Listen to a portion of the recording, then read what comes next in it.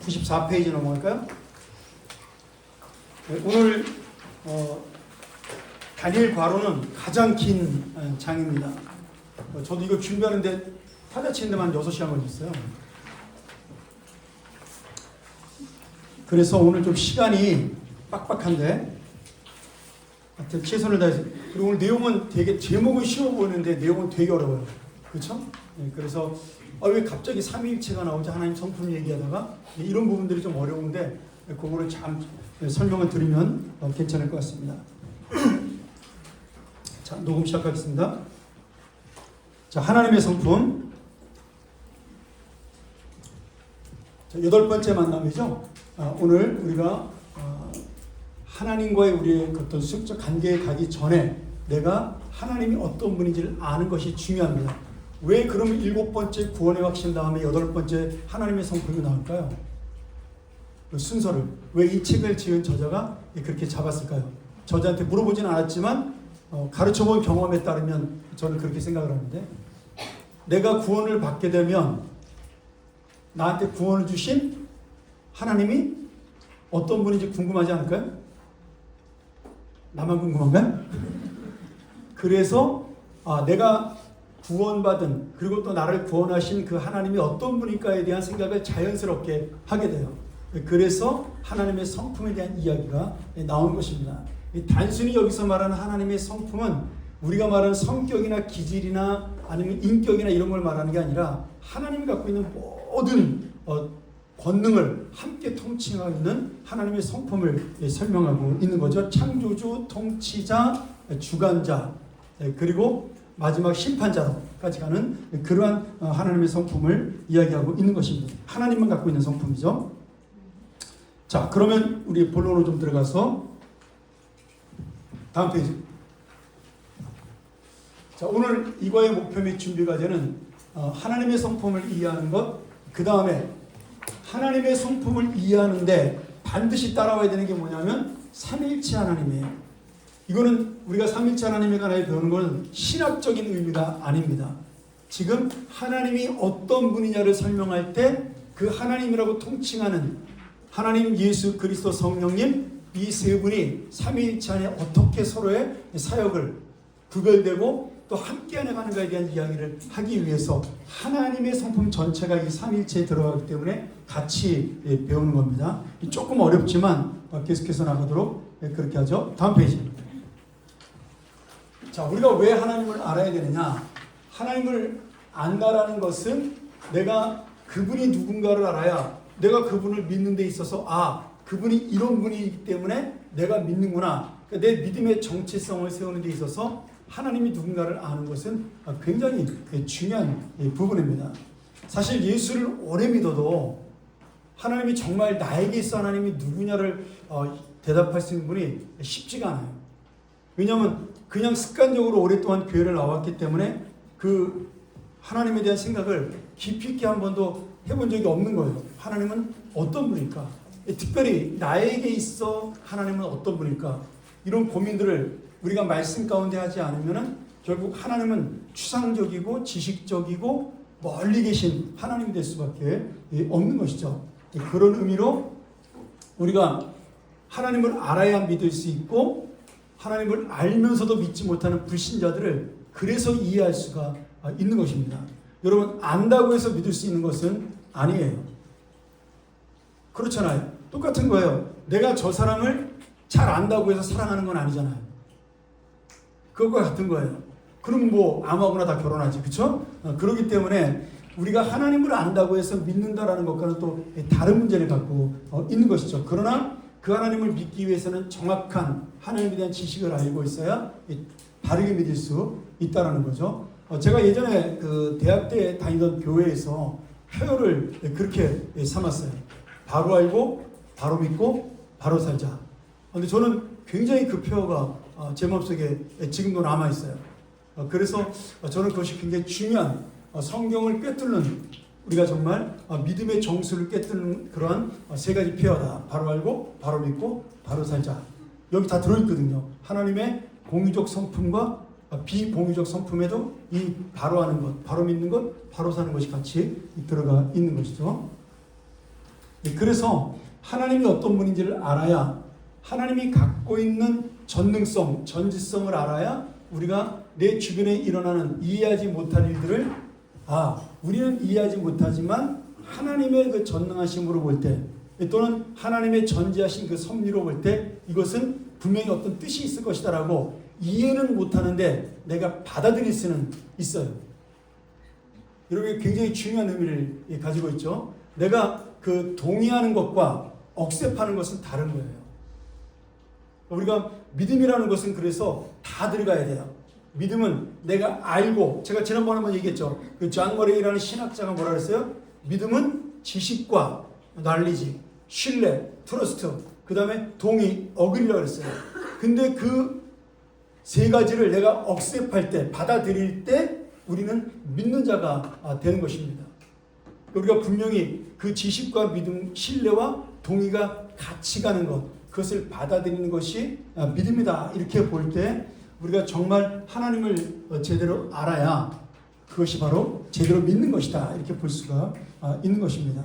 그리고 또 하나는 하나님이 어떤 분인지를 알 때 내가 그분과의 관계 속에서 친밀한 은혜를 누릴 수가 있어요. 예전에 우리 어렸을 때 하나님은 무서운 하나님으로만 가르쳤어요. 우리 때 이제 유행했던 말이 뭐냐면 너 그렇게 하면 지옥 가! 이 유행했어요. 제가 가끔 그 설교 시간에 농담 삼아 그런 얘기 하잖아요. 거짓말하면 지옥 간다. 지옥 갑니다. 요한계시록에 나와요. 물론 개인적 거짓말은 아니에요. 공적인 어떤 거짓말을 이야기하는 건데, 아니면 거짓 증거하는 거든지 그런 건데, 우리가 그런 공의 하나님, 무서운 하나님에 대한, 율법의 하나님에 대한 교육을 저희 어렸을 때는 굉장히 많이 받았어요. 그런데 90년대 초반에 들어와서 80년대 중반 후반부터 우리나라의 그 내비게이터라든지 CCC라든지 아니면은 뭐 IBF라든지 또는 UBF라든지 이런 파라처치가 유행하기 시작하면서 거기에서 배우는 성경 공부, 우리가 지금 배우는 1대1이 다 거기서 나온 겁니다. 내비게이터 10단계가 전부 이 1대1을 확장시켜 놓은 거라고 보시면 돼요. 결국 내용은 다 똑같아요. 뭐 제자 훈련을 하던 아니면 여러분들이 어떤 그 내비게이터 10단계라든 CCC 순 공부를 하든 내용은 다 똑같습니다. 근데 그때 강조된 것이 뭐냐면 믿지 않는 자를 구원하시는 하나님의 은혜를 강조해야 되기 때문에 사랑을 많이 강조를 했어요.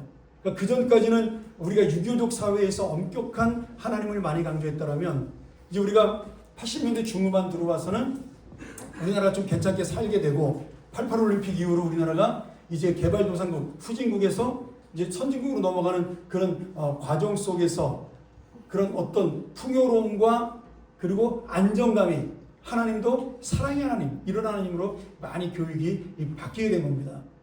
여러분, 이게 참 재밌는 게 먹고 사는 문제, 경제적인 문제와 하나님을 대하는 믿음의 태도는 시대마다 나라마다 달라요. 그래서 남미나 이런 아시아 계통에서 하나님을 믿으면 뜨겁고 열정적으로 믿습니다. 그래서 제일 많이 부흥하는 교단이 순복음 교단이에요. 이제 그것을 이제 영어로 캐리스메틱 교단이라고 그러는데, 그런 오순절파가 뜨겁게 막 성령으로 하는 데가 부흥을 해요. 왜? 그런 데는 먹고 살 게 별로 없기 때문에 몸으로 체험해야 그 감정적인 감동과 충만한 은혜가 일어나는 거예요. 그래서 그런 하나님이 유행을 하는 것이고, 이제 잘 사는 나라에 가면 뭔가 지식적이고 점잖은 하나님이 유행을 하는 거죠. 왜? 그 사람들은 이제 먹고 사는 문제 해결됐기 때문에 감정의 동요보다는 지성적인 하나님을 찾게 되는 거예요. 그래서 우리나라도 이제 90년대를 넘어가면서 감정의 하나님에서 지성의 하나님, 제자훈련으로 넘어가는 그런 단계가 됐고, 이제 그 사랑에게 옥하는 목사님이 거기에 체계적인 교회 프로그램을 갖고 들어와서 불을 붙인 겁니다. 그 전에 교회에서는 훈련이라는 양육 프로그램이라는 게 아예 없었어요. 여러분들은 당연하다고 생각하고 그 양육 프로그램을 받지만, 저희가 대학 다닐 때는 교회의 양육이라는 단어 자체도 사용하지 않았습니다. 그게 다 파라처치, 내비게이터와 CCC 그런 데서 들어온 거예요. 사실은 감사한 거죠. 뭐 또 잘못된 점도 있었지만 그런 부분에서 한국 교회를 말씀으로 체계적으로 양육하는 아주 좋은 도구가 된 겁니다. 어쨌든 간에 하나님이 나한테 공의 하나님이 더 가깝냐, 사랑의 하나님이 더 가깝냐, 이제 이런 부분들 가지고 우리가 옛날에 많이 토론하고 그랬었는데, 사실 그것이 동질한 하나님의 그 어떤 본질과 속성을 말하는 건데 우리가 자기의 삶에 따라 조금씩 그것이 달라진다라는 거예요. 그러니까 우리가 그런 부분들도 생각하면서 개인적으로 동반자 공부를 할 때 그 동반자가 좀 어렵고 힘든 형편에 있으면 뭘 강조를 많이 해야 될까요? 따뜻한 하나님, 그렇죠? 사랑 많으신 하나님, 그런 분들을 좀 강조해줘야 위로를 받고 힘을 얻을 수가 있습니다. 그런데 좀 많이 배우고 지적인 분하고 동반자를 할 때는 이 교제를 벗어나지는 않지만 우리가 정확하게 하나님에 대한 설명을 지식적으로 할 필요가 있는 거예요. 이건 가르치는 요령이라는 전 생각이 들어요. 설교도 마찬가지죠. 설교도 어떤 교회에서는 지성적인 설교를 좋아하지만 어떤 교회에서는 감정적인 설교를 좋아하잖아요. 우리나라 사람들은 80%가 감정적인 설교를 더 좋아하지만 그래서 곽선희 목사님 같이 대설교가도 인천에서 목회할 때 실패했어요. 교회 문 닫았어요. 그분이 너무 지성적인 설교를 하니까 인천은 다 가난한 사람만 사는 그 당시에 죄송합니다. 인천 사시는 분들 죄송해요. 60년 전 얘기입니다. 60년 전 얘기. 그 당시 인천과 성남, 저도 성남 사람이니까 옛날에 그런 서울 외곽에 사는 사람들은 보통 서울에서 가난해져서 간 사람들이 많았어요. 그러니까 학력 수준이 낮고 가난한 사람들이 많았기 때문에 그 곽선희 목사님의 지성적인 설교를 따라가지 못했던 거예요. 와도 감정이 안 오고요. 그래서 교회 문을 닫고 그분이 다시 기도하면서 개척한 곳이 어디예요? 압구정동이에요. 압구정동에 와서 대성공을 거둔 거잖아요. 그래서 소망교회 가면 앞에 있는 장로님들이 전부 다 헬라어 히브리어 성경 놓고 설교를 듣습니다. 교수님들이 수십 명이니까 뭐 이런 것들이 있어 목사님도 자기에 맞는 교회 가서 목회하는 게 좋습니다. 저는 잘 모르겠어요. 우리 교회가 맞는지 안 맞는지 여러분들이 판단하시겠지만 그런 부분에서도 여러분들이 동반자 가르칠 때도 그분의 스타일과 그분의 성품이 맞는 그런 조금 요령을 가지고 가르쳐야 더 효과가 좋다라고 믿습니다. 이거는 그 테크닉적인 것이 아니라 지혜의 지혜, 하나님 주신 지혜. 같은 말씀을 전하는데 이 조금은 더 지혜롭게 전할 수 있다 그런 거죠. 자, 그다음 우리 바로 넘어가서 98페이지 한번 볼까요? 자, 하나님께만 있는 성품을 우리가 5가지로 이야기하는데 우리가 하나님께만 있는 성품을 사람과 하나님 사이에 공유할 수 없다. 그래서 이것을 뭐라 그러냐면 비공유적 속성이다. 이 신학적으로 그렇게 이야기를 해요. 근데 속성이라는 여러분들이 너무 어려우니까 비공유적 성품이다. 이렇게 설명을 하고 있는 것입니다. 성품이 약간 다릅니다. 속성하고 사실은. 그러나 그냥 그렇게 아시면 돼요. 더 공부하고 싶은 사람은 신학교 들어가시면 되겠고요. 그래서 하나님께서는 이 창조된 피조물에게 없는 신적인 당신만의 권위와 그 능력을 갖고 계세요. 그래서 그 5가지로 그것을 정리해놨는데 하나는 창조주의 권위예요. 이거는 하나님이 갖고 있는 권위죠. 창조주의 권위, 우주 만물을 말씀으로 창조하신 것. 그 다음에 이 세상 만물을 다스리는 통치, 주권자의 권위. 그 다음에 영원 불변, 시작도 끝도 없으시며 변하지 않으시는 하나님. 이 영원불변을 다른 말로 말하면 쉽게 뭐라고 설명할까요? 신실하신 하나님 이렇게 설명할 수가 있는 거죠. 그 다음에 이제 요 신학적으로 이제 요거를 전지전능과 편지하신 무소부재라고 부르는데 이제 우리가 신학교 때 요 전지전능을 배울 때 이제 전지를 뭐라 그러냐면 라틴어를 써가지고 옴니사이언스라고 부릅니다. 이제 옴니라는 단어가 들어가면 all of them이에요. 전부 다를 말하는 거예요. 그래서 그게 라틴어로 이제 옴니스라는 단어를 사용해서 앞에 옴니포텐스 모든 능력, 그 다음에 옴니사이언스, 이 사이언스가 과학이란 말도 되지만 지식이라는 말도 됩니다. 그러니까 전공을 말하는 지식을 말할 때 사이언스가 쓰는 것이고 그냥 일반적인 평상 범위의 상식적인 지식을 말할 때는 우리가 knowledge라는 단어를 쓰는 거죠. 그러니까 이 전지는 옴니사이언스 이렇게 말하고 그 다음에 이 편지하심이 좀 어려운 말이죠. 예전에는 편지하심이라는 단어를 쓰지 아니하고 무소부재라는 단어를 썼습니다. 한문으로 제가 좀 여러분 보기 쉽게 무소부재라고 한문으로 다시 써놨는데 우리 성경에 우리 교재에 나오지 않아요? 근데 편지의 원래 우리 신학적 표현은 무소부재예요. 아니 계시는 곳이 없다. 어디에나 있으시다. 이것을 우리가 신학적 용어로 옴니프렌스 이렇게 사용하고 있습니다. 시공간을 초월하여 어디에나 계신다.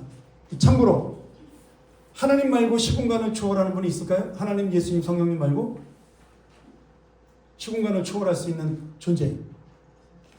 귀신은 어때요? 유령은, 사탄은 시공간을 초월할까요? 못할까요? 왜 영혼인데 시공간 초월 못해요? 한번 잘 생각해봐요. 귀신은 아무 때나 들어올 수 있어요? 못 들어와요. 귀신은 시공간을 초월하지 못합니다. 예수님이 부활체가 됐을 때 제자들이 이렇게 문을 꼭꼭 걸어 잠그고 있었잖아요. 예수님 부활한 다음에 첫 번째 만나고 그 다음에 도마를 데리고 와서 예수님 못 본 제자들하고 두 번째 만났을 때 그때 그들이 유대인들에게 들킬까봐 두려워서 요한복음에 보면 문을 꼭꼭 닫아놔요. 근데 예수님은 어떻게 나타나죠? 스리슬쩍 나타나요. 근데 거기에 예수님이 문을 열고 들어왔다가 아니라 그냥 나타나셨다고 설명되어 있어요. 이게 뭐냐면 공간을 초월하신 거예요. 왜? 예수님 왜 공간을 초월할 수 있죠? 부활하신 하나님의 아들이기 때문에. 그리고 그 부활의 시공간을 초월한 부활체라고 부르기도 하고 우리가 영체라고 부르는데 영체라 그러면 좀 오해할 수 있으니까 부활체라고 부르는 게 좋겠죠. 이 부활체는 우리가 부활해서 얻을 똑같은 육신이기도 한 겁니다. 그래서 우리도 나중에 예수님이 오셔서 부활하시게 되면 전부 다 시공간을 초월하는 존재, 예수님처럼 변화가 돼요.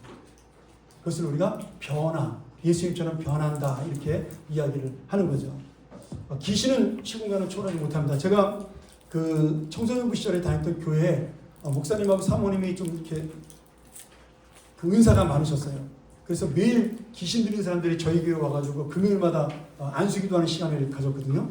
동그랗게 앉아가지고 귀신 들린 사람 가운데 앉혀놓고 막 기도하면 그 사람이 이제 찬송 부르고 기도하면 막 이렇게 막 창으로 찌르지 말라고 막 그래요. 그런 경험을 한 번도 안 해봤죠. 우리 교회에서는 그런 얘기하면 맨날 사탄이라 그랬어. 근데 저는 그런 교회에서 오랫동안 자랐어요.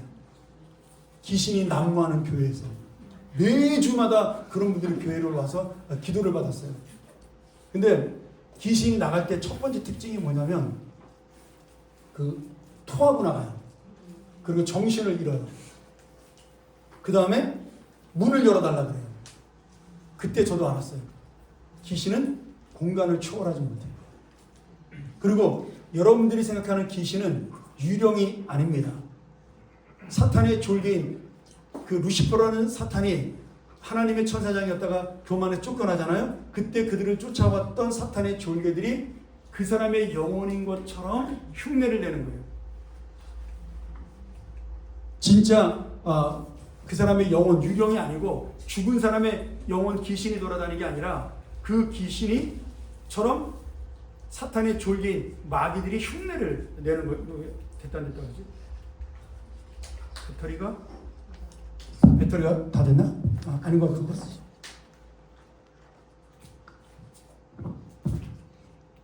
그래서 우리가 그 귀신을 쫓을 때 항상 안수해 보면 알지만 귀신이 나갈 때는 그렇게 토하고 그렇게 나가요. 안에 있는 것을. 근데 물만 나와.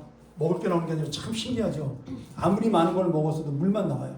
그리고 창문을 열어달라 그러나 대문을 열어달라 그래서 나간다고 그러죠. 그렇게 우리가 이해를 하시고 진짜 사람의 유령이나 영혼이 귀신되는 것이 아니라 사탄의 졸개가 그 사람처럼 흉내를 내는 것이니까 우리가 두려워할 필요 없이 예수 그리스도의 능력으로 물리치면 된다는 거예요. 근데 이런 얘기하면 물리치라고 얘기하는데 꼭 무서워하는 사람들이 있더라고. 무서워하라고 하는 얘기 아니라 물리치라고 하는 얘기입니다. 자, 하나님께만 있는 성품 하나씩 짚어나가죠. 첫 번째, 하나님은 창조주이십니다. 성경은 우주 만물이 하나님의 말씀으로 창조되었다. 태초에 하나님이 천지를 창조하시니라 이렇게 기록이 되어 있죠.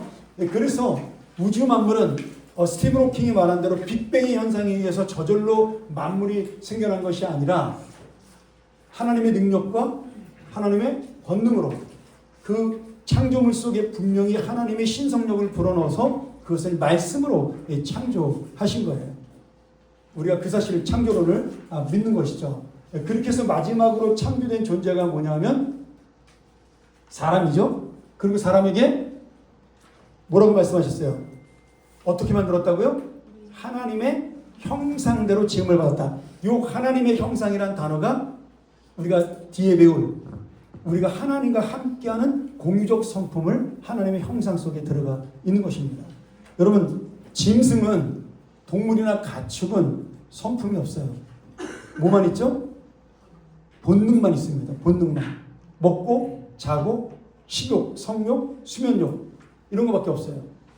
그들에게는 본능에 따라 움직이는 거고 그 배운 학습에 따라 움직이는 거예요. 부모에게 배운 학습에 따라. 창조적인 능력이라든지 아니면 내가 무슨 다른 존재에 대해 생각하는 그런 사고가 없어요. 그러면 여러분, 동물은 천국에 들어갈 수 있을까요? 없을까요? 영혼이 있을까요? 없을까요? 동물은 영혼이 있어요? 없어요? 네. 없습니다. 네. 제가 예전에 미국에서 개는 영혼이 없기 때문에 사람보다 개를 더 사랑하면 죄입니다. 제가 이렇게 설교했다가 어떤 분이 찾아와서 따졌어요. 목사님, 내가 우리 강아지를 얼마나 사랑하는데 그런 얘기 저한테 상처를 주십니까? 네, 그러더라고요. 여러분, 분명하게 얘기하는데 사람보다 개를 더 사랑하는 건 죄예요. 개는 영혼이 없어요. 하나님께서는 영혼을 가진 피조물끼리 교류하기를 원하셔요. 우리가 외로워서 개를 키우는 건 찬성. 뭐 우리 애도 개 키우니까. 그러나 그 개를 너무 사랑해서 사람보다 더 사랑하면 사실은 그건 옳지 못한 겁니다. 여러분들 그런 부분을 생각을 해야 돼요. 사랑하지 말라는 얘기가 아니에요. 사람보다 개를 더 사랑하지 말라는 뜻입니다. 이해하시고. 그래서 개는 천국에 가지 못합니다. 우리만 가는 거예요. 영혼이 없기 때문에. 개는 부활이 없습니다. 그럼 목사님, 이사야서에 독사굴에 아이가 손 놓고 사자들이 어느 양가 뛰노는 그 낙원은 뭡니까? 걔네는 거기에 새로 창조된 거겠죠. 여기는 그 짐승이 올라간 것이 아니라 새롭게 창조된 천국의 짐승이겠죠. 그렇게 이해하시면 될 것 같습니다.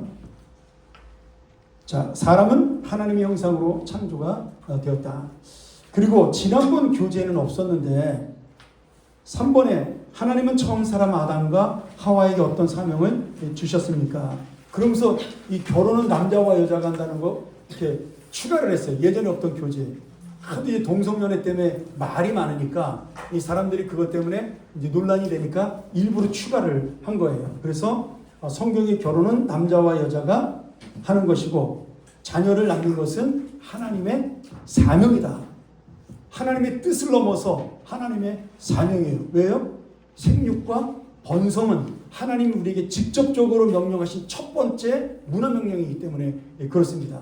그 어떤 명령보다 가장 우선적인 게 뭐예요? 바로 생육하고 번성하라는 명령이에요. 그래서 아이를 생산하는 것은 하나님의 사명이에요.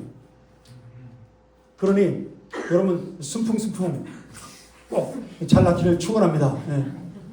딱 3명씩만 낳으세요. 더도 바라지도 않아요. 그리고 이 순풍순풍의 문화명령이 어디로 가요? 내가 아이를 낳는 것으로 생육하고 번성하는 것을 넘어서 마태복음 28장에 가면 어떻게 있죠? 19절 20절에 지상명령으로 바뀌는 거예요. 내가 아이를 낳는 것을 넘어서 다른 사람에게 복음을 전해서 이 온 세상을 하나님이 통치하는 나라로 만드는 것. 그것이 바로 문화명령의 마지막 종착지입니다. 그러니까 창세기 1장 27절 28절 26절 27절 28절 그리고 마태복음 28장 19절 20절은 똑같은 하나님의 명령이라고 보시면 돼요.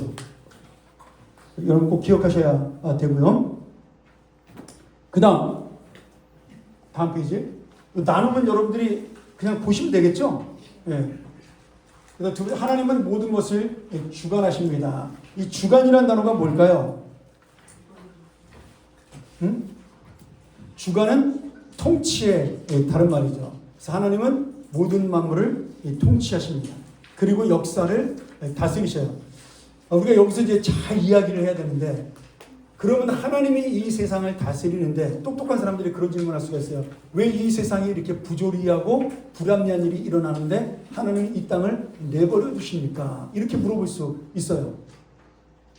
예를 들어 이런 전쟁 같은 일을 통해서 하나님께서는 왜 그러면 그렇게 죄 없는 사람들을 죽게 하시고 이런 세계적으로 어려운 일이 일어나게 하시냐? 이거는 몇천 년부터 있어왔던 계속적인 이 세상에 대한 고민이었어요. 이 세상의 의인들이 갖는 하박국의 고민이기도 한 것이죠.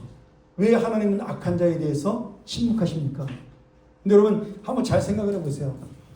우리는 지금 모르지만 시간이 지난 다음에 쭉 보면 그 역사는 어떻게 돼 있어요?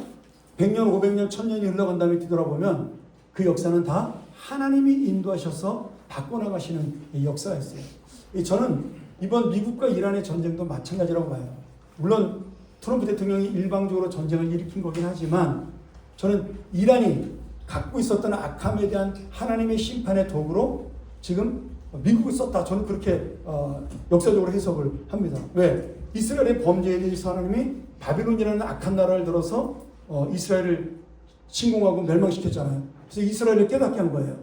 그리고 그들이 하나님께 회개하도록 만들었죠. 똑같이 저는 이란이라는 나라가 하나님 앞에 그들이 살아왔던 것이 하나님 볼 때 심판할 때가 됐기 때문에 그런 악한 사람들을 통해서 악인을 심판하신 거예요.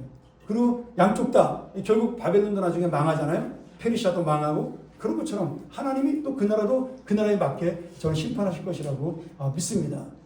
그러니 우리가 미국이 옳다, 이란이 옳다. 제가 요새 신문 보면 그 기사 댓글에 어떤 사람들은 미국을 옳다고 어떤 사람은 그런 이란 같은 독재국가가 있는 게 맞냐 뭐 이렇게 해서 논쟁하는 것들이 보는데 다 그게 서로 맞는 말이에요. 하나님께서 그 역사를 서로 만드시는 거예요. 서로의 죄끼리 심판하시는 거예요. 죄와 죄가 부닥쳐서. 그리고 시간이 지나서 우리가 나중에 그 일을 돌아보면 거기에 하나님의 역사만 남게 된다는 거죠. 이것을 우리가 이제 그렇게 물어볼 때 좀 설명할 수 있는 지혜를 가져야 되겠죠. 자, 그 다음 하나님은 영원 불변하십니다. 이 영원 불변과 하나님은 신실하신다는 같은 의미로 사용할 수가 있는 거죠. 그래서 영원하신 시편 90편과 디모데후서 1장에 보면 지금 하나님이 영원토록 계신다. 그 다음에 끝까지 변하지 않으신다. 이 두 가지를 설명하고 있어요. 그래서 하나님은 존재하지 않는 때가 없지만 또한 시작도 끝도 없지만 그분 자체가 존재니까 스스로 있는 자니까 그러나 과거와 현재 미래 그분은 한 번도 변함없이 그 자리에 그대로 서 있는 것이다. 여러분 제가 칼럼 썼을 때 기억하시는지 모르겠는데 진리의 가장 큰 특징은 뭔지 아세요? 진리의 가장 큰 특징. 진리와 과학의 차이가 있어요. 과학은 진리예요, 아니에요? 아니에요. 그럼 진리와 과학의 차이는 뭘까요?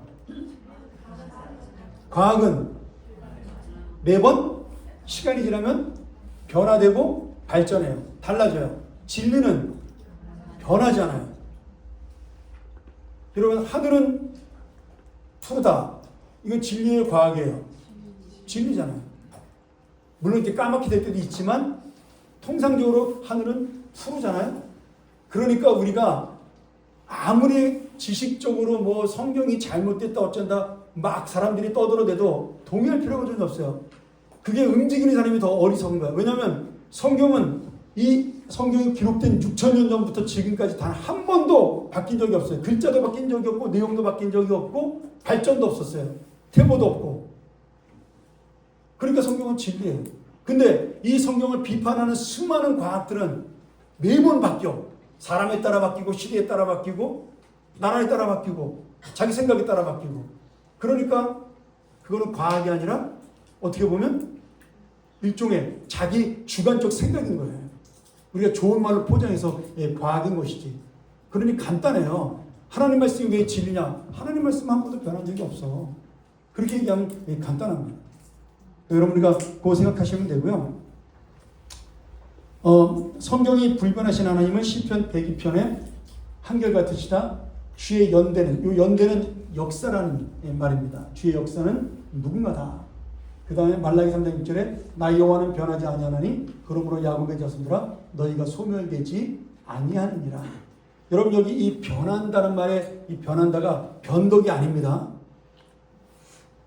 우리가 계획을 바꿨다와 변덕이라는 뜻입니다. 변덕이라는 뜻이지 계획을 바꾼 것과 다른 겁니다. 죄송합니다. 거꾸로 얘기했네. 예를 들어 하나님이 아수르를 심판하려고 하다가 아수르가 회개하는 것을 보고 심판하지 않았어요. 우리 그것을 뭐라 그러죠? 하나님이 변하셨다 이렇게 얘기하나요? 하나님이 변도 뿌렸다 그렇게 얘기해요? 요나는 그렇게 이야기했어요. 근데 우리는 그것을 어떻게 표현해요? 하나님이 심판의 계획을 변경하셨다 이렇게 이야기하는 거예요. 그러니까 변도과 변경은 다른 거예요. 하나님은 우리를 위해서 생각을 바꾸실 수는 있어요. 연기할 수도 있고. 그러나 하나님이 갖고 있는 진리의 원칙, 생각 자체는 절대로 변하지 않는 거예요. 악인은 반드시 심판을 받는다. 선인은 반드시 하나님께서 갚아주신다. 이런 것들. 그런 것들은 변하지가 않아요. 계획이 변경돼서 좀 오랫동안 심판이 늦춰지거나 아니면 선인의 그 고통이 오래 갈 수는 있지만 바뀌어지지는 않는다라는 거예요. 결국 아수르가 망해요, 안 망해요? 결국 나홈서에 보면 아수르가 망하잖아요. 요나서에서 망하지 않지만 그건 뭐예요? 하나님께서 계획은 변경하셨지만 딜레이를 시켜놓으신 거예요. 그들이 회개하는 동안은 연장을 시켜준 거죠. 마치 그 남유다의 요시야 왕이 선정을 베풀어서 남유다가 멸망이 늦춰진 것처럼 요시야 왕이 갑자기 전쟁터에 가서 전사하는 죽을 이유가 없는데 그것은 요시야 왕이 죽어야지만 하나님의 심판이 이루어지기 때문에 요시야 왕을 위해서 하나님 일부러 죽이신 거예요. 성경에 그렇게 돼 있어요. 그가 왕으로 전쟁에 패배하는 나라가 망하는 수치를 당하지 않도록 그의 명예를 지켜주기 위해서 죽여주신 거예요. 그리고 나중에 남유다가 요시야가 왕이 죽은 다음에 급격하게 쇠퇴해서 시드기야 때 망하게 되는 거죠. 그러니까 하나님은 계획을 연기하거나 변경할 수 있지만 시간에 변하지는 않으신다는 거예요. 그래서 우리가 과거의 역사신 하나님이 이렇게 역사했더라면 오늘과 내일도 변함없이 역사하실 것이라는 것을 분명히 알고 있어야 되는 거예요. 제가 이렇게 빨리 얘기하지만 지금 시간이 없어가지고 여러분은 어떻게 해야 돼요? 이 설명을 천천히 하셔야 돼요. 천천히. 여러분은 잘 알 거라는 전제를 가지고 내가 빨리 설명하는데 이런 부분들은 굉장히 천천히 설명을 해야 돼요. 왜냐하면 예수를 처음 믿는 사람들은 이 변덕과 변경의 차이를 잘 이해하지 못해요. 사실 우리도 그럴 때 있잖아요. 여러분 그렇잖아요. 여러분 결혼을 했어요. 부부가 시간이 지나 그러면 사랑이 변해요, 안 변해요? 변하지. 당연히 변하지. 근데 그 사람을 생각하는 마음은 안 변해요. 다만 달라진 건 나이 먹어서 예를 들어 연애할 때는 집에 데려다 주고 오는 것이 하나도 귀찮지 않았는데 지금 어디 같이 가자 그러면 귀찮은 거예요. 그 차이. 그러나 마음은 변하지 않았어.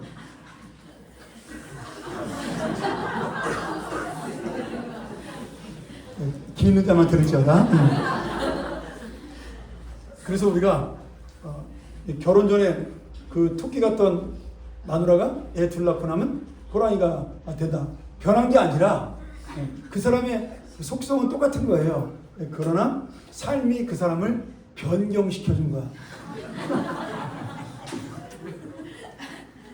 이해가 되십니까? 이해 못하면 결혼해봐서 살면 알아요. 자, 그 다음에 하나님은 네 번째 전능하시다. 자, 예전에 있던 우리 그 교재는 전지와 전능을 따로 구분했는데 사실은 전지와 전능은 같은 거예요. 모든 것을 알기 때문에 모든 것을 하실 수가 있는 겁니다. 그냥 이론적으로 신학적으로 분리한 것뿐이지 실제로 이것은 같은 거예요. 그래서 항상 전지전능은 같이 따라다녀요. 성경에 보면. 여기도 보면 전능하심에 우리 주는 위대하심에 능력이 많으시면 전능처럼 보이지만 뒤에 보면 뭐라고 되어 있어요? 지혜가 무궁하다. 이 지혜는 뭐예요? 전지를 말하는 거잖아요. 그러니까 같이 가는 거예요.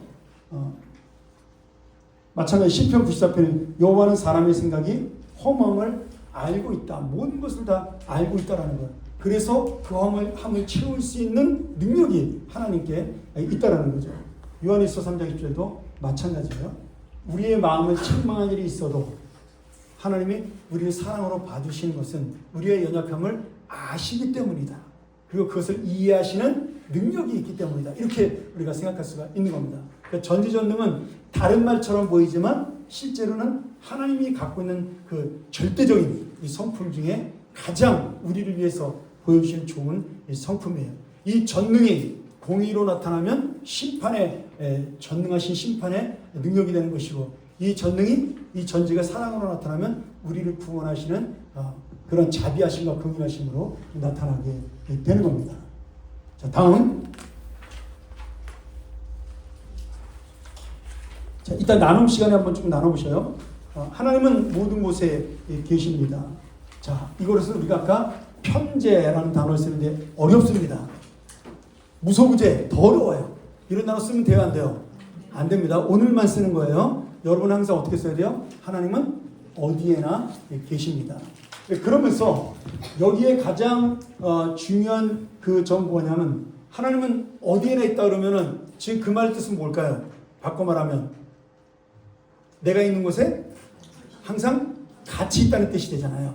그것을 우리가 뭐라 그러죠? 성령의 내주하심이라고 부르는데, 하나님께서 항상 우리와 함께 있다라는 표현을 여기서 쓰고 있는 겁니다. 근데 여기서는 이제 하나님이 어디에나 있다는 걸 강조하기 위해서 이제 시편의 말씀을 통해서 또는 예레미야의 말씀을 통해서 우리 사람이 하나님을 피할 데가 없다는 것을 강조하고 있어요. 어디에나 있다를.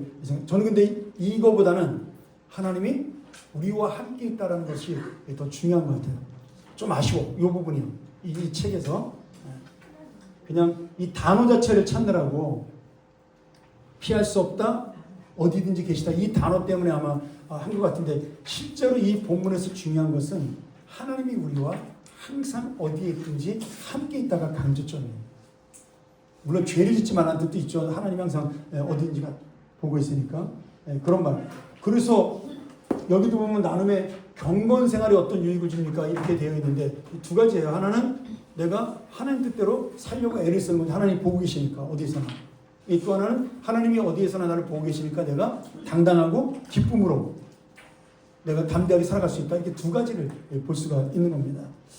저는 히브리서 그래서 그 4장 15절 말씀 같은 경우가 더 여기에 어울리지 않나, 뭐 그런 생각도 해보게 되는데, 어쨌든 간에 뭐 이 책에 쓴 저자는 또 그렇게 썼으니까 여러분만 좀 알고 계시면 좋겠어요. 하나님은 우리와 어디에 있든지 함께 하신다가 무소부재, 편재하신다는 어디에나 계신다의 가장 중요한 핵심이라는 거.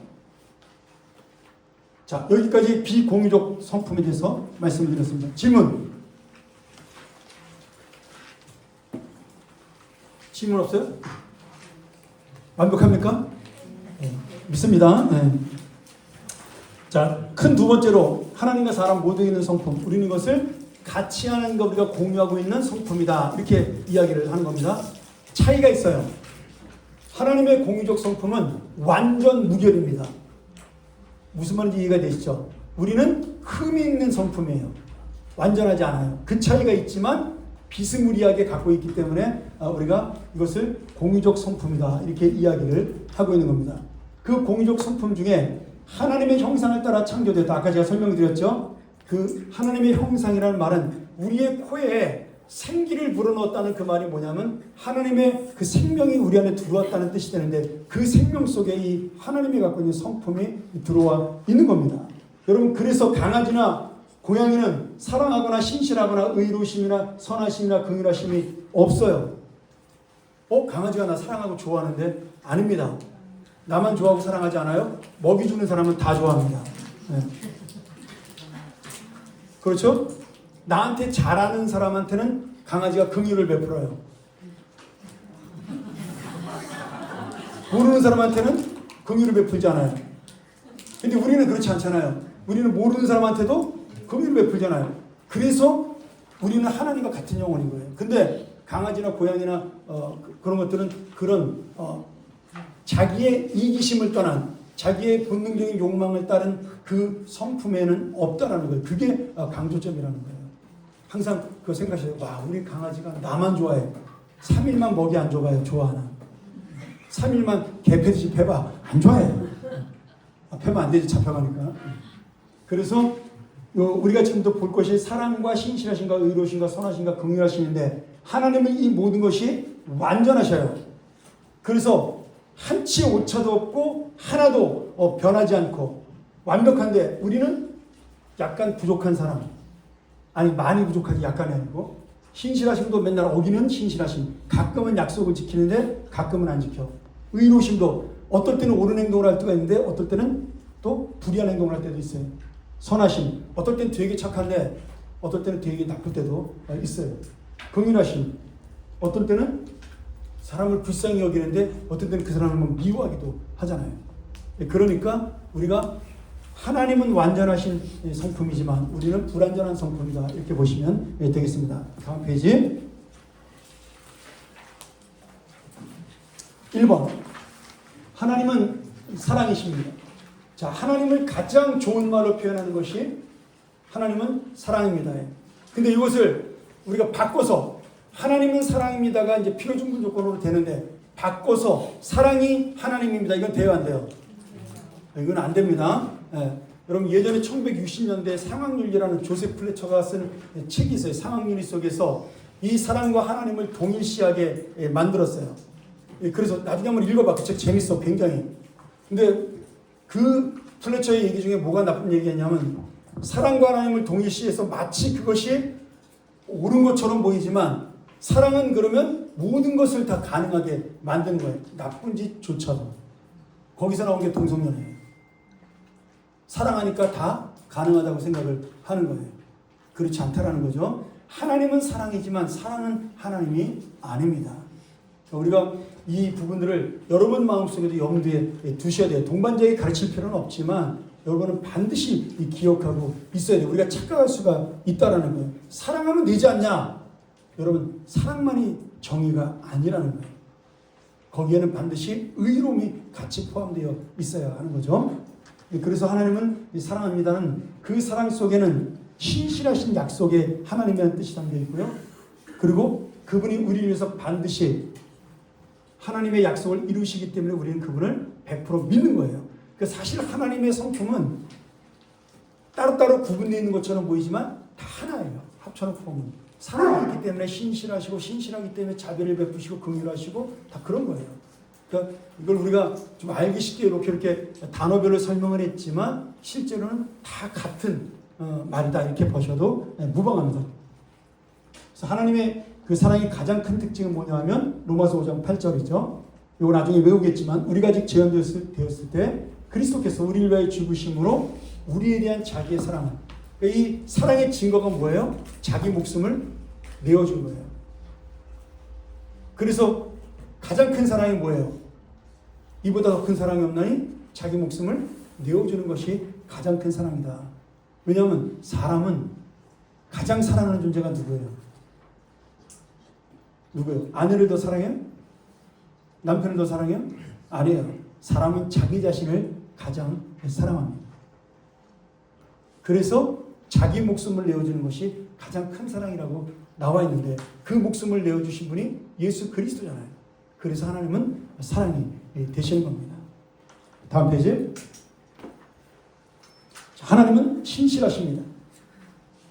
자, 이 신실의 뜻을 다른 말로 말하면 성실이 됩니다. 성실. 이걸 헬라어로는, 우리나라는 신실과 성실을 다르게 번역을 했는데 헬라어로 피스토스라고 똑같은 단어로 다 번역이 되어 있습니다. 사실은 그 신실한 단어가 faith라는 신앙이라는 단어가 바로 여기서 나온 거예요.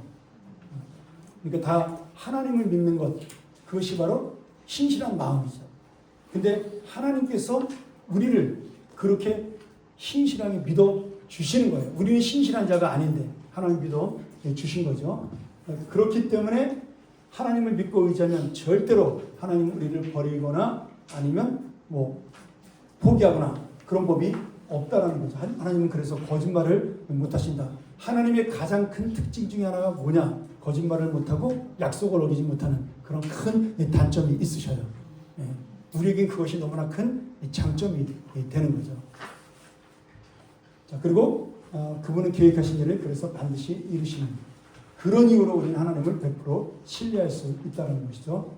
이 사도 바울은 하나님의 신뢰하심을 어떻게 설명하냐? 여기 미쁨이라는 단어가 현대어가 아니죠. 이건 옛날 국어인데, 미쁨이 우리는 신실하심이 없을지라도요. 여기 미쁨은 예쁜 거 아닙니다. 오해하시면 안 돼요. 이 미쁨이라는 것은 옛날 언어예요. 참, 쟤 미뻐. 옛날에 어른들이 그런 말 쓰면은 쟤는 믿을 만한 아이야, 이런 뜻이에요. 예쁨과 미쁨이 그렇게 나온 단어. 예쁨은 외모를 말하는 것이고, 미쁨은 그 사람의 성실한 내면을 말할 때 쓰는 단어입니다. 그래서 이 꿈이 품격의 품사잖아요. 국어 시간에 안 배웠어요? 이상한 학교 나왔네. 하여튼간에 그래서 이 미쁘시다는 단어는 우리는 좀 쓰지 않는 단어지만 항상 신실하시나니 그렇게 번역하시면 되겠습니다. 또 기도서에 보면 우리에게 영생을 주시겠다라는 것은 하나님의 약속이다. 언제부터 약속이냐?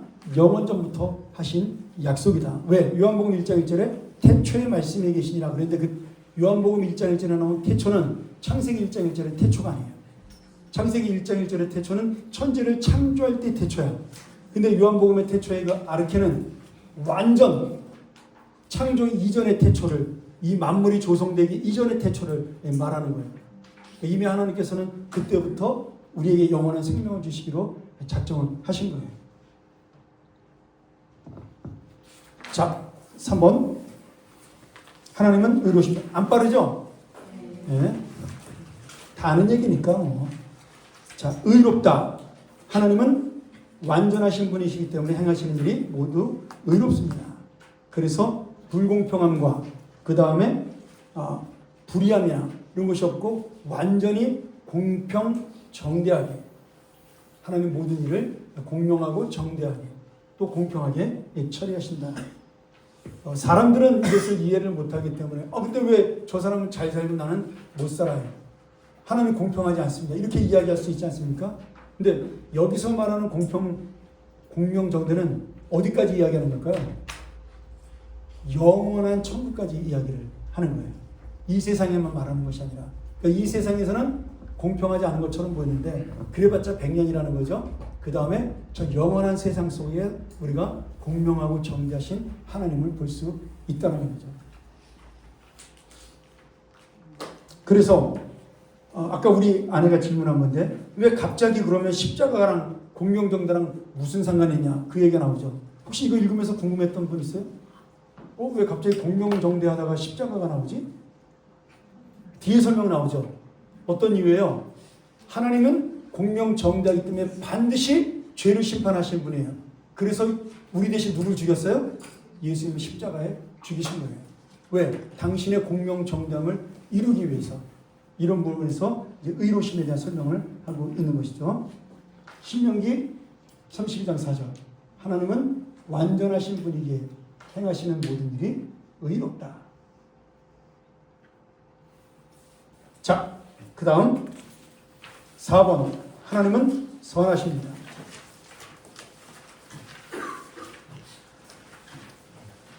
영어로도 설명 잘해요. God is good all the time. All the time God is good. 우리나라 말로 번역하면 하나님은 언제나 선하십니다. Always 선하십니다. 이걸 지금 이런 식으로 표현하는 거예요. 미국 사람들이 이렇게 쓰는 단어를 all이라는 단어를 써서 아까 말한 대로 아까 그 omnipotence도 마찬가지거든요. 그 all이라는 뜻을 넣은 거랑 똑같은 거예요. 항상 always 하나님은 이 선하신 겁니다.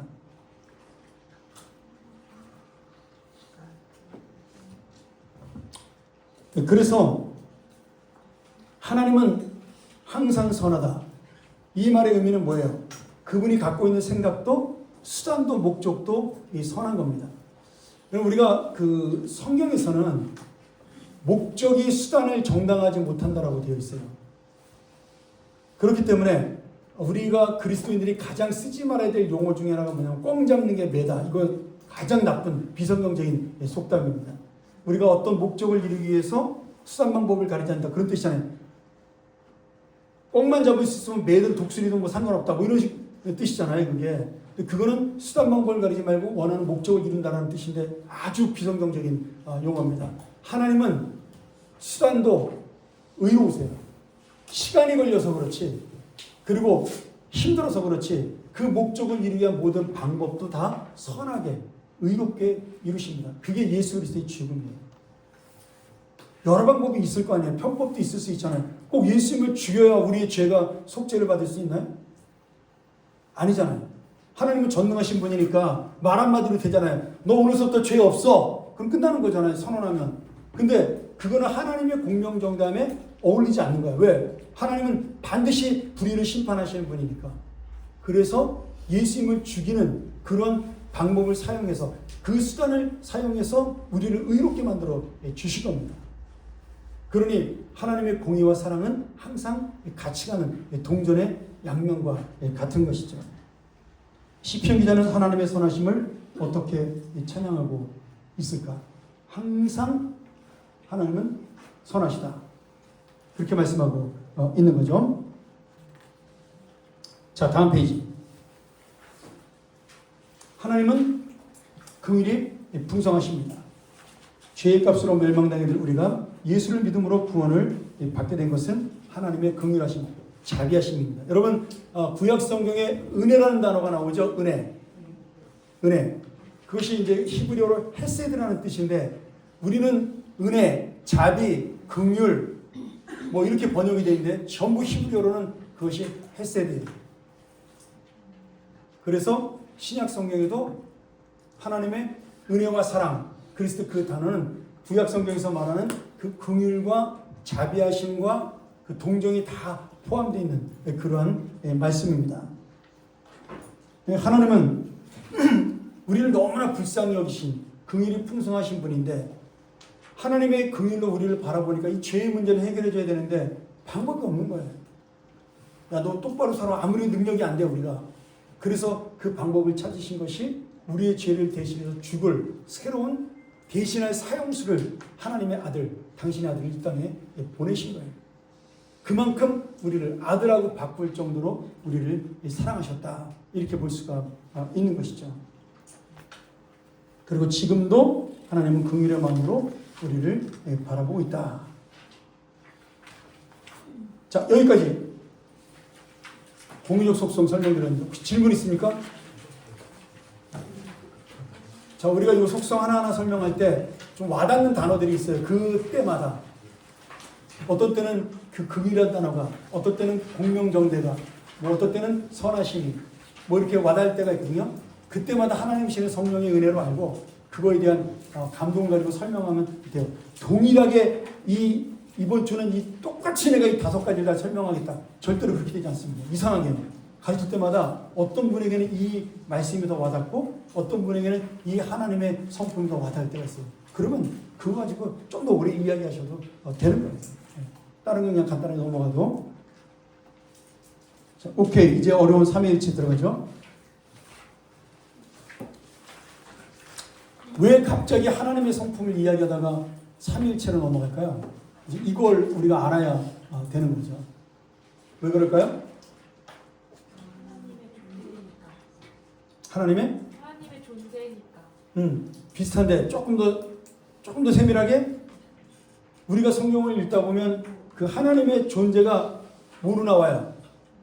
삼위일체라는 단어는 안 나오지만 성부와 성자와 성령에 대한 이야기가 계속 나오잖아요. 그리고 하나님이라는 표현을 쓸 때도 어떨 때는 우리가 예수님을 하나님이라고 부르기도 하고 어떨 때는 그 성령님을 하나님이라고 부르기도 하고 그러니까 그 구원에 대한 설명을 할 때 이게 단어들이 엇갈려서 나오기 때문에 처음 믿는 사람들이 헷갈려 할 수가 있는 거예요.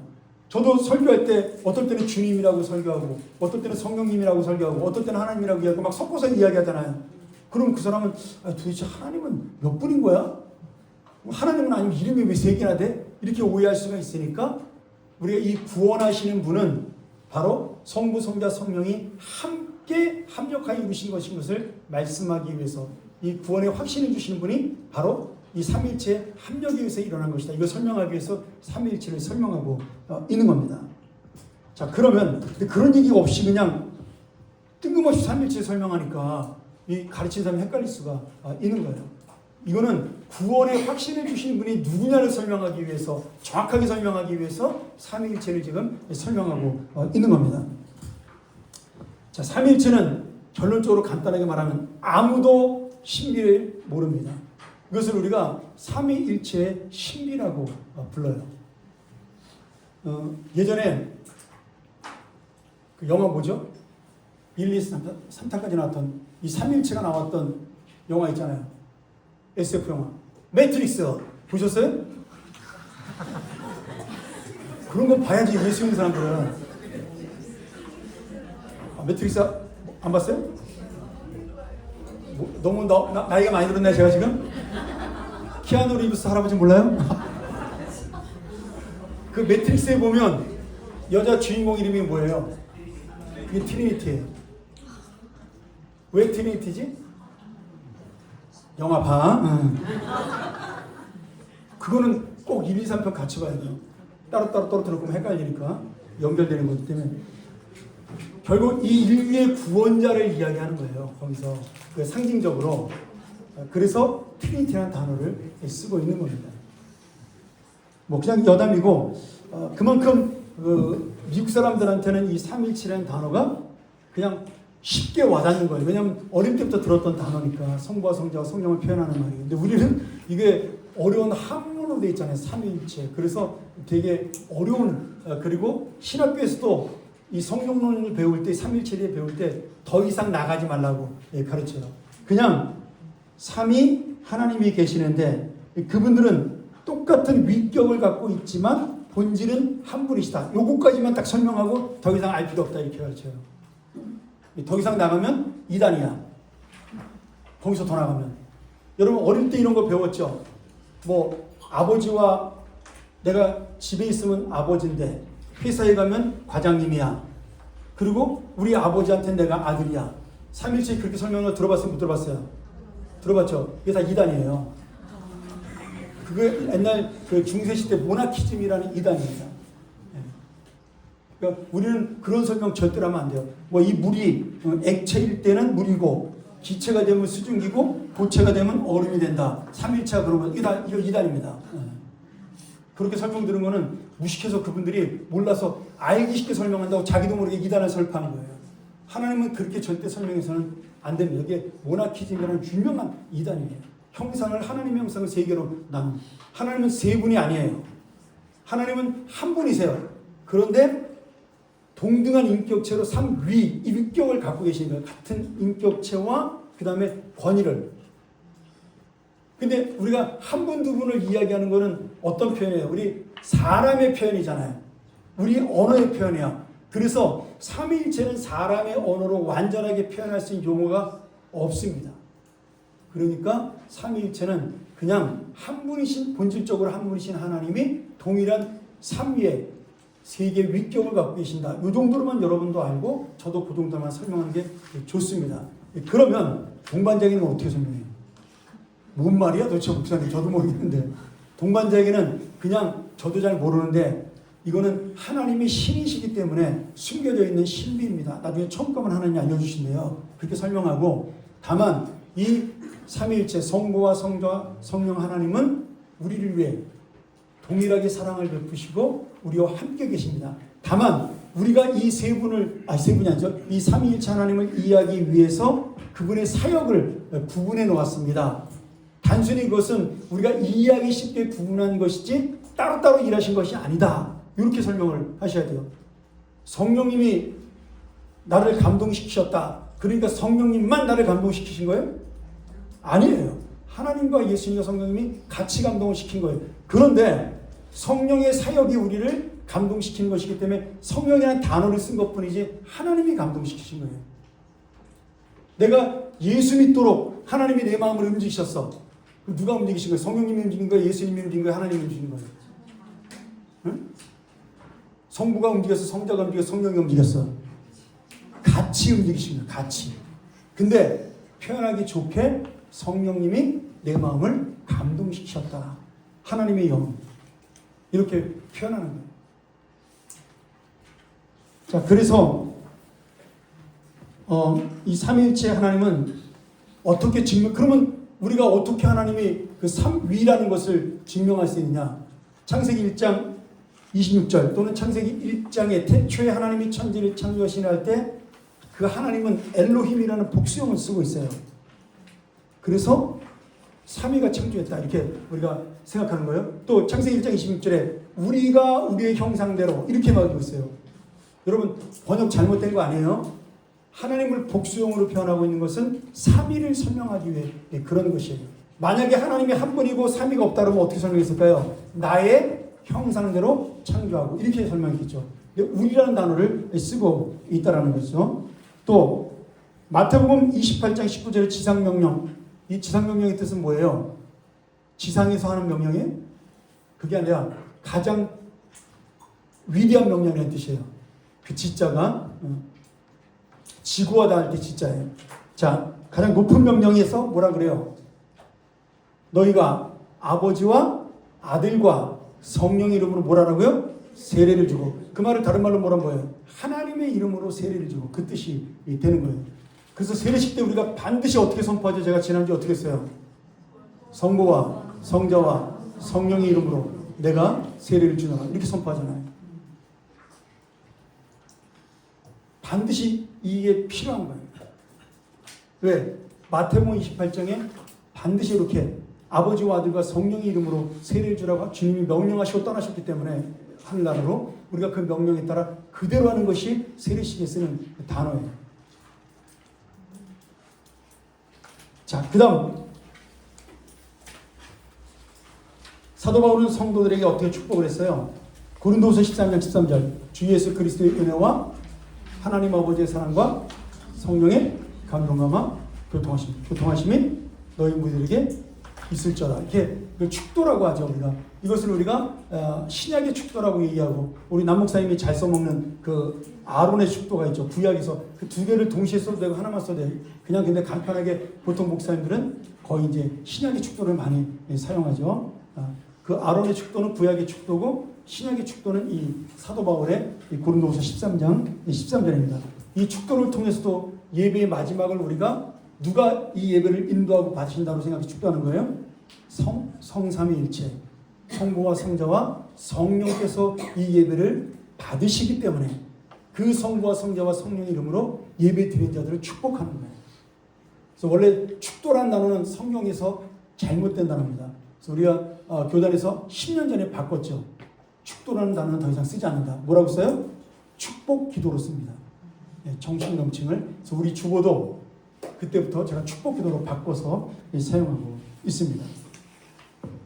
자, 그러면 이제 4번이 제일 중요하죠. 4번 때문에 이걸 하는 거예요. 제가 5분만 더 설명하고 마칠게요. 4번 보세요.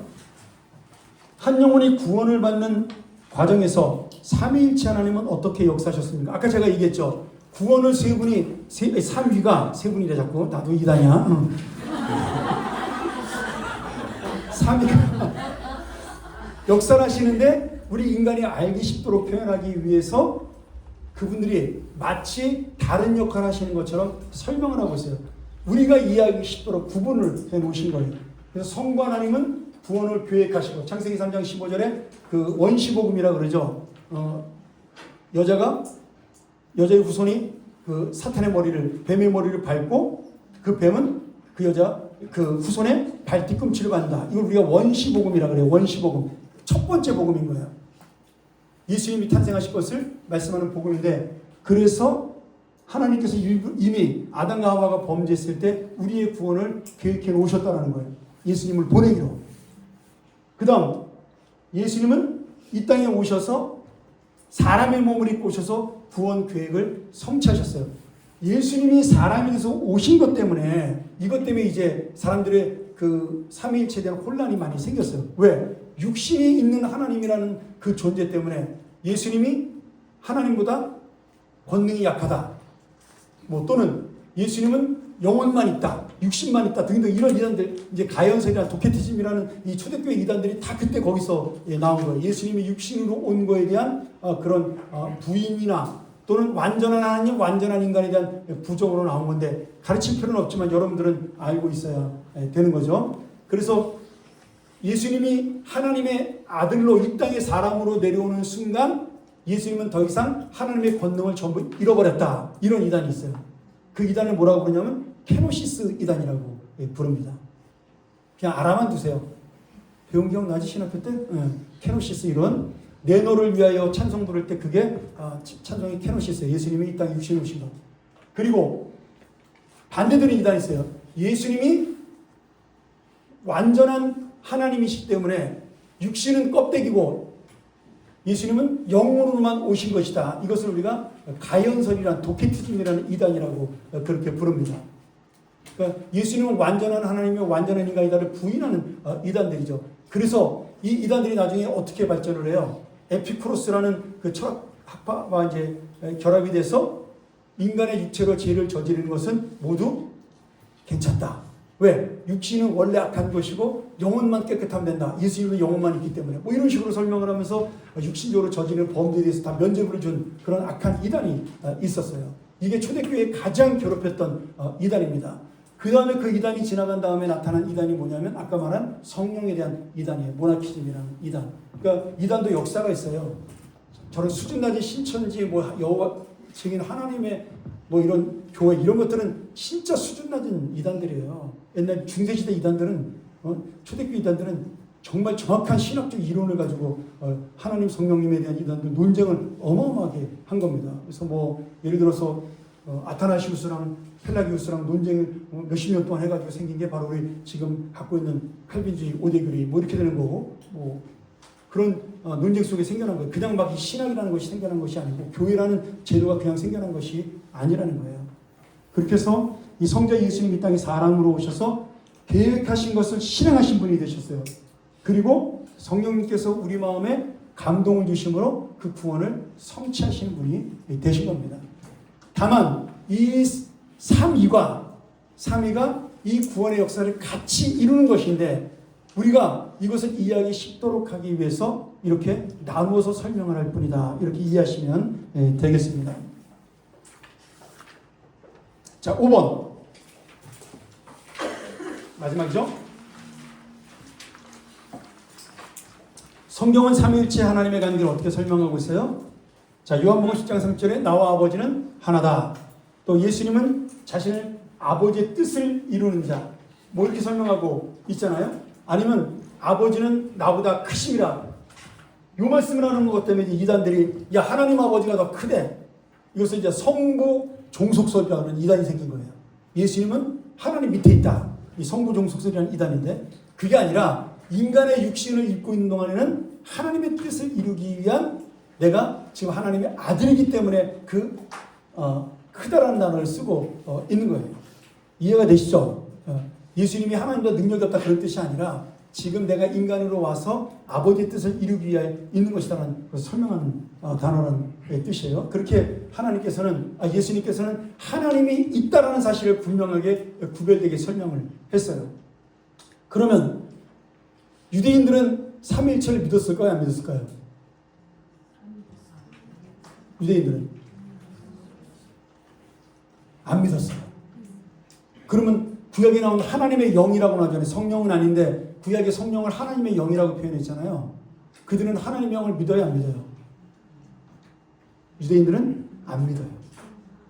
안 믿어요. 하나님의 영을 뭘로 믿어요? 천사로 믿어요. 천사. 우리는 아브라함하고 함께 소돔과 고모라 성을 멸망시키러 왔던 그 세 천사 중에 한 사람을 누구라고 하죠? 성육신하신 예수님으로 표현해요. 야곱과 씨름하신 분을 누구로 알고 있죠? 이런 거 안 배웠나? 야복강가에서 야곱하고 씨름하신 분. 우리는 그분을 성육신하신 예수님이라고 생각을 해요. 저 이단 아닙니다. 이거 신학자들이 해석하는 거예요. 근데 유대교는 이걸 믿지 않아요. 왜냐하면 예수님의 존재를 인정하지 않기 때문에 삼위일체를 믿지 않습니다. 그러나 분명히 예수님께서는 아버지와 성령, 내 뒤에 오시니 이렇게 해서 성령이라고 분명히 설명을 하고 있어요. 그래서 그 성령을 뭐라고 얘기하죠? 우리나라 말에 보혜사라고 설명해요. 보혜사. 파라클리토스. 우리나라 말로 정확하게 번역할 말이 없어요. 그래서 우리나라 말은 뭐라고 설명한 것이 보혜사라는 단어를 쓴 겁니다. 그 파라클리토스라는 이 보혜사라는 뜻은 위로자, 상담자, 아니면 함께 하시는 자, 뭐 여러 가지 뜻을 같이 포함하고 있는데 한 단어로 설명할 말이 없어요. 그래서 우리를 보호하시고 은혜를 주시는 분, 그리고 가르치시는 분, 이걸 합쳐가지고 보혜사로 단어를 만들어 낸 겁니다. 그 보혜사는 한 분이 진짜 있는 단어예요. 우리가 한문 성경을 번역한 거기 때문에 로스가 처음에 번역할 때 그것을 번역해서 조선 땅에 들어올 때 한문 성경을 번역해서 갖고 들어왔어요. 그래서 보혜사라는 단어를 그대로 차용하다가 쓴 겁니다. 그래서 베드로는 성령님을 속이는 것은 누구를 속이는 거라 했어요? 하나님 아버지를 속이는 것이라고 아나니와 삽비라를 책망했죠. 그리고 그 자리에서 그들이 죽는 심판을 당하죠. 또 사도 바울은 갈라디아 4장 6절에 뭐라고 설명하고 있어요? 예수님의 영이라고 설명합니다. 하나님의 영, 성경은 하나님의 영이라고 설명하는데 여호와의 영. 근데 갈라디아서에 사도 바울은 예수님의 영이라고 설명하고 있어요. 왜? 예수님이 하나님을 승천해서 하나님과 함께 계시니까 이렇게 설명해도 문제가 되지 않는 거예요. 조금 어렵지만 여러분 요거 이해하시면 되겠습니다. 자, 오늘 여기까지 하고요. 마지막으로 전 페이지 마지막으로 성부, 성자, 성령 삼위 하나님은 한 분이시며 동등한 지위와 권능과 영광을 가지고 계신 분입니다. 삼위는 각각 구별된 위격을 가지시지만 본질에 있어서는 완전히 하나이시다. 이거 외에 더 이상 삼위일체 설명하면 안 됩니다. 이게 가장 지금 우리 사람이 신학적으로 만들어낸 삼위일체에 대한 완전한 설명이에요. 더 이상 여기서 더해도 안 되고 빼도 안 되고 이 설명만으로 삼위일체를 그냥 이해 안 돼도 갖고 계시면 돼요. 이해할 필요 없어요. 믿으면 됩니다. 할렐루야. 네. 믿으면 돼요. 그대로 믿고 우리가 하나님 앞에 나가서 천국 가면 다 해결돼요. 여러분이 궁금한 거는 그때 가서 물어보시길 바랍니다. 저한테도 물어보지 마시고. 네. 자, 여기까지 질문 없죠? 없을 줄 믿습니다. 질문. 세계에는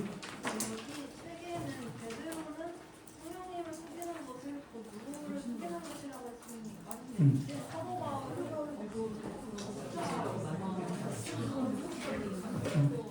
읽으면 나와. 하나님을 속이는 것이라고 분명히 얘기하고 있죠. 네, 지엽 집사. 시간 없어, 빨리 물어봐. 그 비유 중에서 사람의 영과 마음과 육신을 비유를 해서 뭐 성부 하나님을 영이라고 보고 하나님을 성령 하나님을 하나님의 마음이라고 보고 성자 하나님을 하나님의 육신이라고 보는 어떤 비유를 들었다고 했는데 이건 어떤 종류이다? 그게 이단이야. 그것도 일종의 모나키즘이라고 하는 이단이에요.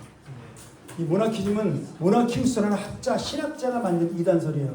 근데 이분이 나쁜 사람이 아니라 성령을 설명할 방법이 없으니까 고민하다가 성령을 설명하는 쉬운 방법을 찾은 게 그거였어요. 아까 말한 대로 혼과 영과 마음을 나누는 것, 또는 아버지와 자식과 직장의 그런 직분을 나누는 거, 물과 공기와 이런 것들 나누는 거, 이렇게 설명을 한 것인데 그것이 나중에 이제 완전히 이단으로 저희가 결정을 내리게 된 거죠. 그러니까 아까 말한 대로 그 딱 삼위의 위격이 계신 본질적으로 한번 요거 외에는 더 이상 설명할 필요가 없다라는 거예요. 믿습니까? 네, 꼭 이렇게 믿고 이해가 안 돼도 믿으시기 바랍니다. 아멘.